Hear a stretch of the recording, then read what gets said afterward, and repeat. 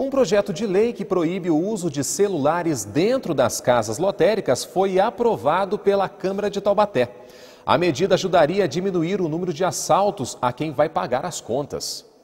Um projeto de lei aprovado no último dia 30 pela Câmara dos Vereadores aqui de Taubaté passa a proibir o uso de celulares dentro das casas lotéricas da cidade. O projeto é do vereador Rodrigo Luiz Silva, que está aqui comigo para dar mais informações. Vereador, diga para mim qual é o objetivo dessa proibição. O objetivo, sem dúvida nenhuma, é melhorar a segurança. Nós somos autores também da lei das agências bancárias, que proíbe também os radiocomunicadores e celulares dentro das agências bancárias. Baseado nisso, nós percebemos um número praticamente zero agora, né, no crime saidinha de banco. Então, com isso, também, hoje, a maioria das casas lotéricas também fazem movimentação de recurso, de dinheiro nas agências lotéricas, né? Então, nesse sentido, também a gente buscou a proibição do uso de radiocomunicadores também dentro das lotéricas, melhorando a questão da segurança em todo o município. E além da proibição dos celulares e dos radiocomunicadores, tem alguma outra modificação nesse projeto? Tem. As lotéricas também vão ter que colocar a câmera de monitoramento, né, para também melhorar a segurança e, consequentemente, se acontecer algum delito dentro das lotéricas, servir como prova, né, para a própria polícia poder tentar identificar os meliantes. Então, qual é o prazo que essas lotéricas têm para se adaptar às modificações? Ela tem um prazo de 90 dias após a sanção do prefeito. Ainda não foi sancionado, mas esperamos que o prefeito possa sancionar essa lei o mais rápido possível. Obrigada, vereador. O projeto que proíbe o uso dos celulares dentro das casas lotéricas já foi aprovado na Câmara dos Vereadores na primeira e na segunda sessão e agora está esperando a sanção do prefeito. Camille Dornelles, repórter setorial. Documento da Unesco define 4 pilares para o desenvolvimento da educação no mundo. Esse é o comentário do especialista Gabriel Aquino.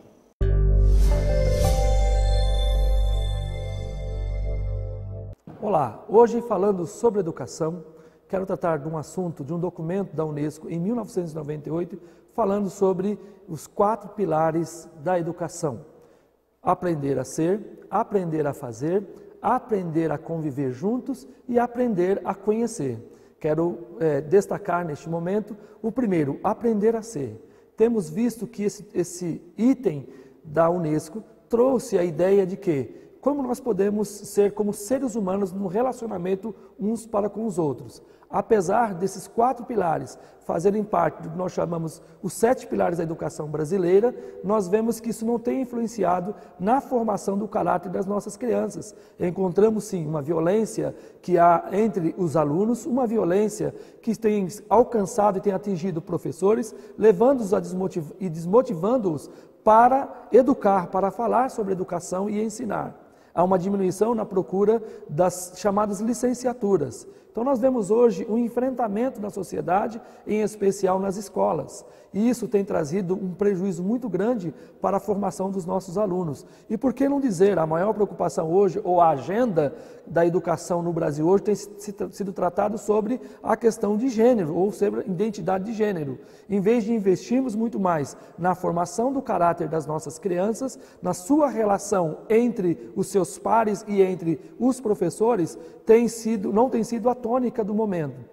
Devemos nós nos preocupar sim com esse primeiro pilar da educação, aprender a ser.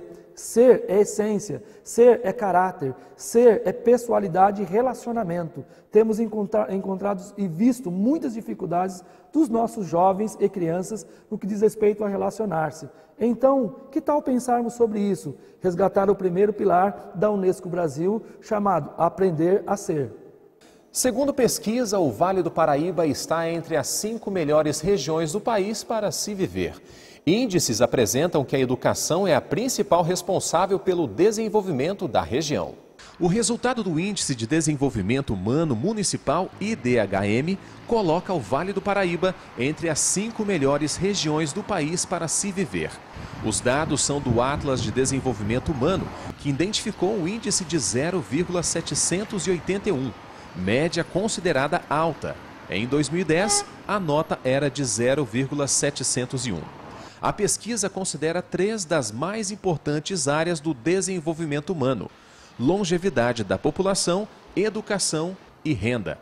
O Vale do Paraíba é a 5ª colocada entre as 10 melhores, atrás apenas da Grande São Paulo, Brasília, Curitiba e Campinas. Entre os indicadores que apresentaram avanços, a educação é a que mais destacou. A nota desse quesito subiu de 0,592 em 2000 para 0,732 em 2010. O percentual de jovens entre 18 e 20 anos com o ensino médio completo saltou de 39% em 2000 para 53% em 2010. Outra boa notícia é que, dentre as 50 melhores cidades para se viver, a região tem 3 representantes: São José dos Campos, Taubaté e Guaratinguetá. Muitas vezes o comércio do bairro oferece preços mais altos e pouca opção de mercadoria. Mas para economistas, trocar os grandes varejos pelos mercadinhos pode trazer muitos benefícios para a economia local. Eles são pequenos, simples, mas continuam com boa freguesia. Conhecidos como mercadinhos, os pequenos estabelecimentos estão localizados, na maioria das vezes, em bairros distantes do centro. O espaço é pequeno, mas a clientela é fiel. Dona Marlene é um exemplo disso. Há mais de 10 anos compra neste mesmo mercadinho, próximo à casa dela. Tudo fresquinho, sexta-feira chega, segunda-feira chega. Eles têm cuidado com a mercadoria, né, para que os fregueses saiam bem felizes. A senhora costuma comprar de vez em quando no mercado grande? Não, agora eu só faço compra aqui. A gente conhece todas as pessoas, nossos clientes, a gente dá bom dia, boa tarde. O mercado grande não, é aquele negócio meio frio, meio gelado. E aqui não, aqui a gente conhece a pessoa pelo nome, na verdade, né? Este pequeno mercado, localizado em um bairro de Jacareí, interior de São Paulo, existe há 14 anos. Todos os dias, cerca de 500 pessoas compram aqui. Ednei faz parte dessa freguesia e não sente diferença nos preços de um mercado pequeno para um hipermercado. O pequeno mercado consegue hoje, né, por ter uma grande quantidade de pessoas comprando, ter um preço bem acessível. Então a gente consegue também ter preços competitivos, né? Para o consumidor isso também favorece bastante. E não é só isso. Outros motivos fortaleceram a decisão dele a não optar pelas redes de hipermercados. Geralmente os grandes mercados vão estar com grandes filas, né? Então isso acaba consumindo uma coisa que hoje é importante, que é o tempo, né? A gente tem pouco tempo para fazer as compras. Além dos pequenos mercados, é possível encontrar nesses locais outras lojas, como por exemplo de materiais de construção e farmácia. Afinal, para o consumidor, onde é melhor comprar? No mercadinho do bairro ou nos hipermercados? De forma que é muito melhor, do ponto de vista final, que as pessoas comprem na sua comunidade. Dar preferência aos pequenos estabelecimentos mais próximos de onde moramos ajuda a fortalecer a economia local. Para o presidente do Sindicato dos Economistas do Estado de São Paulo, a opção de compra do consumidor deve ser feita não somente pelo preço, mas também pelos reflexos que essas compras podem gerar dentro de uma comunidade de negócios. Um objetivo mais de permanência, o local, o pequeno negócio tem um sentido de mais duração de tempo. Isso forma uma comunidade, porque você tem a força econômica, você tem a força social, você tem a força da comunidade para trabalhar em favor daquelas mesmas pessoas, né? Funciona mais ou menos assim. Seu Antônio compra na quitanda do bairro e paga seu João, que é dono do negócio, que depois gasta o mesmo dinheiro na padaria de seu Henrique. Dessa forma, o dinheiro só mudou de mãos, mas continua no local. Diferente se ele for gasto em um hipermercado controlado por grupos estrangeiros, que apesar de gerar renda e empregos, envia boa parte deste dinheiro para os países de origem. Este outro economista tem a mesma opinião. Investir no comércio local é mais interessante para os consumidores de uma comunidade, mas, segundo ele, as compras maiores não são feitas nessas pequenas lojas. As compras nos estabelecimentos próximos são normalmente compras de conveniência, quer dizer, as grandes compras são feitas nas grandes redes ou, como a gente está dizendo hoje, nos chamados tacarejos. Para Marco Antônio, a facilidade de acesso e as opções de produtos e preços oferecidos pelos hipermercados já são motivos suficientes para comprar nessas grandes redes. No mercadinho você não tem o desconto que você acha numa rede dessa. Fica mais vantajoso. Fica mais vantajoso. De acordo com o sociólogo Paulo Silvino Ribeiro, fazer compras em estabelecimentos locais é saudável para o relacionamento de uma comunidade. Mas não podemos negar que ir ao shopping ou gastar tempo e dinheiro em uma rede de compras pode ser prazeroso. Uma coisa é comprar um par de sapatos numa loja do bairro, outra coisa é comprar o mesmo par de sapatos em um grande shopping. E até, ou seja, atribui uma certa distinção do ponto de vista em poder comprar no shopping do que apenas comprar numa loja do bairro. Depois de desistir do projeto de revitalização, a Prefeitura de Taubaté planeja obras no mercado municipal da cidade. A previsão é que a reforma comece ainda no segundo semestre. Um lugar tão cheio de histórias e tradições, mas que por um tempo passa sem uma revitalização, manutenção ou reforma. Essa é a realidade do mercado municipal de Taubaté. Mas a notícia da realização de obras no local tem animado comerciantes. Apesar da desistência de um projeto maior de revitalização, alguns acreditam em grandes melhorias com as obras. É o caso do senhor Francisco da Silva. Há quase 50 anos ele possui uma pastelaria no Mercadão e a notícia das obras o deixa cheio de expectativas. Cada tempo que passa, as reformas acontecem e elas sempre vêm para somar e para melhorar. Tudo que vem é bem-vindo. A família do Eduardo também está no Mercadão há bastante tempo. Ele também está otimista com a notícia da obra e acredita que haverá melhorias significativas. Tudo que vem para melhorar, a gente tem uma expectativa positiva, você está entendendo? Então, é lógico que tem gente capacitada, tem gente preparado dentro da estrutura da prefeitura para chegar aqui e fazer uma obra boa.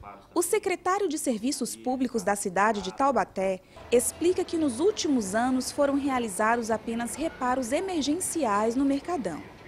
Ele conta que existia um projeto de revitalização, mas que agora só serão realizadas reformas pontuais no local. Nós tínhamos uma previsão de um recurso que viria do programa Desenvolve São Paulo. E o projeto do mercado municipal, infelizmente, ele não foi aprovado. Então nós perdemos ali aproximadamente 1,5 milhão de recursos, é o que tinham previsto no projeto. Segundo o secretário, para a realização das obras, a prefeitura utilizará recursos próprios, num valor estimado em R$ 800 mil. Essa obra vai ficar em torno de R$ 820 mil. Já temos uma empresa, as empresas que estão concorrendo na licitação estão agora na fase de avaliação de documentos. A gente acredita que até lá para o dia 15 de julho a gente já tem a definição e a assinatura do contrato com a prefeitura. A gente vai trabalhar com as prioridades e a parte de segurança, melhoria dos banheiros, né, a parte de infiltração de água, o apoio para a estrutura metálica, né, o telhado. Portas vão ser revitalizadas, a parte de telecomunicação também a gente vai embutir o cabeamento, troca de vidros, pintura, vamos melhorar aí um pouco a aparência externa do mercado também com relação a algumas áreas que foram embutidas e tiraram, né, a parte externa do mercado que é histórica, então a gente vai tentar resgatar isso também. Espera-se que as obras comecem logo após a assinatura do contrato e com previsão de ser executada em 9 meses. O mercado de Taubaté completa em 2015 100 anos de existência. Conta com cerca de 300 estabelecimentos e diariamente circulam pelo local cerca de 4.000 pessoas. A semana começa com aumento considerável de temperaturas. Os termômetros variam entre mínima de 12 e máxima de 32 graus. Segundo o Climatempo, algumas cidades terão chuva passageira. Acompanhe. Taubaté tem céu parcialmente nublado e chuva passageira ocorre à tarde, máxima de 29 graus. Na Serra da Mantiqueira também pode chover. Em Campos do Jordão as temperaturas voltam a subir, mas não é o suficiente para espantar o frio. Mínima de 12, máxima 23 graus. Em Jacareí, a semana começa com aumento de temperaturas, máxima de 27, mínima 20 graus. Em Aparecida, os termômetros não passam dos 26 graus. Na última quinta-feira se comemorou a Revolução Constitucionalista, que é considerada um dos maiores movimentos cívicos da história do Brasil. O advogado e jornalista José Carlos Cataldi relembra os acontecimentos. Acompanhe.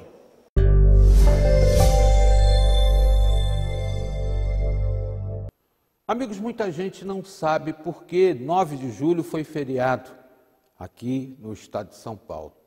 As escolas não tocam muito nesse assunto, embora seja da máxima importância. Foi o grande movimento cívico da história do Brasil, aliás, o maior penso eu, de todos os tempos, porque São Paulo sozinho enfrentou o restante do Brasil, lutando por uma Constituição que realmente regulamentasse a ação getulista, né?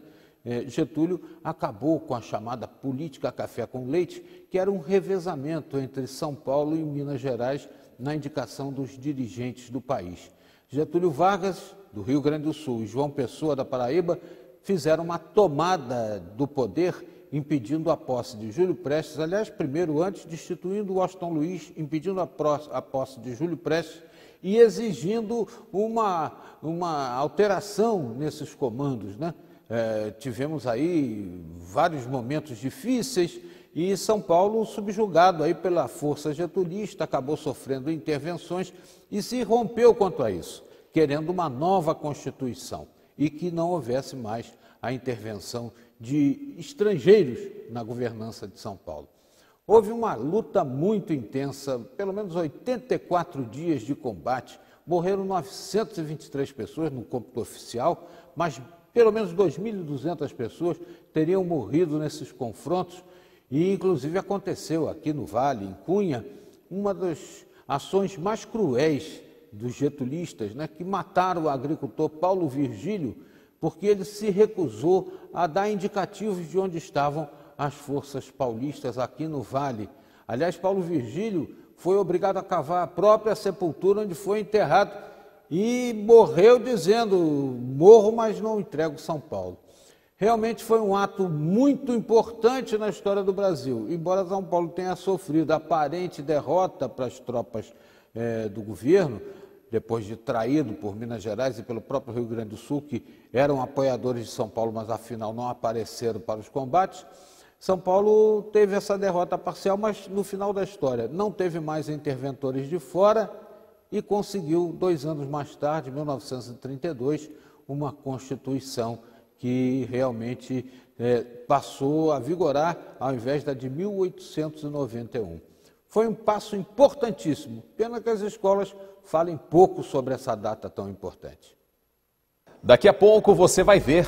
Depois do aumento dos pedágios, passagens de ônibus estão mais caras. E ainda, Festival de Inverno começa em Campos do Jordão. Saiba tudo depois do intervalo.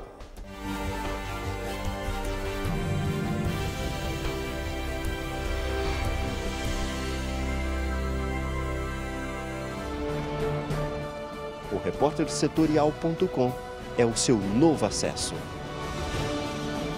É nossa terra no ar.